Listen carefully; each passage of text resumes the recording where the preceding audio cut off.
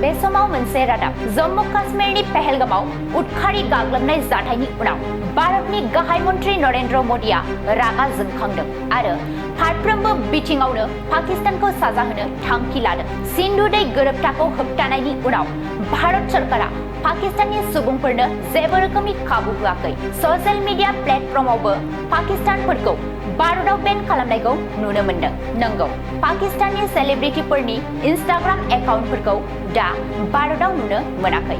फावखुंग्रि माहिरा खान, हानिया आमिर आरो आली जाफारजों लोगोसे मुंदांखा पाकिस्तानी सेलिब्रिटिफोरनि इन्स्टाग्राम एकाउन्टफोरखौ दा भारतनि बाहायगिरिफोरा नुनो मोनला। प्लेटफर्मा दायो मोनसे मेसेज दिन्थिदों जेराव लिरनाय दं, "Account not available in India.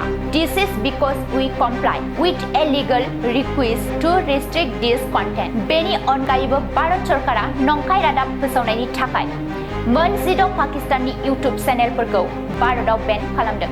मख'नो गोनांदि थांनाय 22 एप्रिलाव जम्मू काश्मीरनि पहलगामाव पाकिस्तानजों मदद होजानाय उदखारिफोरा दावबायारिफोरखौ गाग्लोबदोंमोन। बे गिख्रंथाव उदखारि गाग्लोबनाय जाथायाव सा 26 दावबायारिफोरनि जिउ खहा जादोंमोन। बे जाथायनि सायावनो खिथेर लाफिननो थाखाय दायो भारत सरकारा गोख्रों नाजानायखौ नुनो मोनदों आरो भारतनि गाहाय मन्त्रि नरेन्द्र मोदीआ पाकिस्तानखौ गोख्रों साजा होनाय जागोन होननानै गोख्रों रावजों बुंथिदों।